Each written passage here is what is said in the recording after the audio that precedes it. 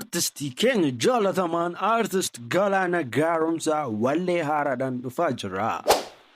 Ashamaana kam jirtu dhaggeeffattootaa fi daawwattoonni chaanaalii keenya bagara chaanaalii keenyatti nagaan deebisan siniin jecha har'a immoo wallee haaraa fi odeeffannoo haaraa bareedaa fi kan baay'ee namatti tolullee kan baay'ee dansaa ta'e isinii qabadhee dhufee jira. Amma dhumaatti na wajjin tura. Warroonni chaanaalii keenyaaf haaraa taatan immoo subscribe gochuun gara maatii keenyaatti dabalamaa siniin jenna.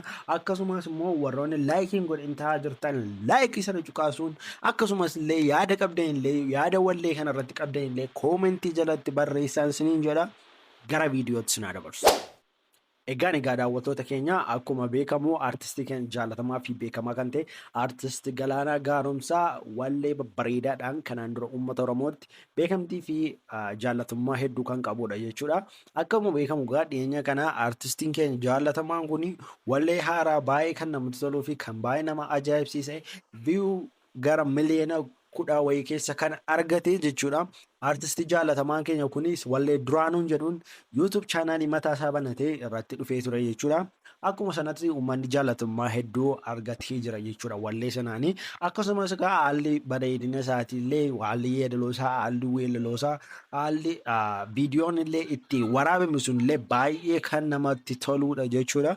Akkuma beekamu amma immoo artistiin keenya jaalatamaan kun wallee bareedaa wallee haaraa barana kan jedhuun dhufaa jira jechuudha. Artistiin kun akkuma irraa jennu daran kwaalitii hedduu akkasumas walaloo bareedaa fi yeedaloo bareedaa kan qabu illee eegna jechuudha. Egaan daawwattoota keenya hundumti keessanuu warreen wallee kana akka ajaa'ibaatti eegaa jirtanii koomentii jalatti lakkoofsa 2 barreessaa siniin jedha. Akkuma beekamu wallee kana immoo eessatti dhufaa kan jettaniif immoo walleen kun kan inni irratti dhufu chaanaalii mataasaa chaanaalii Gelana Garomsa subscriberii 200,000 oliin kan qabudha jechuudha. Achirratti dhufa jechuudha. Achi jala description box yookaan koomentii jala pin godheen sinii ka'a. Koomentii jalaa fotaniin attanii daawwachuu dandeessu jechuudha. Egaan daawwattoota keenya waan amma xumuraatti nu wajjin turtaniif galatoomaa siniin jecha odeeffannoo babbareedaa fi haarawaa kan artistoota tokkodhaa boo akkasii yoo barbaaddan chaanaalii keenya kana subscribe gochuun dagatinaa siniin jecha galatoomaa.